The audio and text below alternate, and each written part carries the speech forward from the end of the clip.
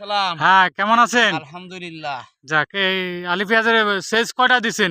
সেচ দিছি হলো ২ টো। ও, একটা লাগাইনি সেচ, হ্যাঁ, হ্যাঁ, গড়ে ৩ টে গেছে আরকি। তাই। একটা হলো সেচ দিয়ে লাগাইছি, আর ২ টা দিছি হলো হ্যাঁ, এমনি। আর দিয়া লাগবে না। না, বয়স কতদিন হইছে? বয়স এই গড়ে ১ মাসই ধরতে হবে। ও, তাই।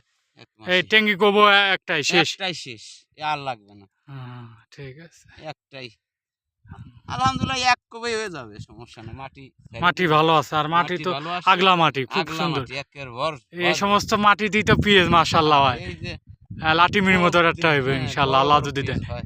হ্যাঁ, সমস্যা নাই। আল্লাহ দিলে পারে হ্যাঁ, পিএস ভালোই হয়। হ্যাঁ, আরে আল্লাহ যা দেয় পিএস ওইটাই শুক্রিয়া। শুকরিয়া।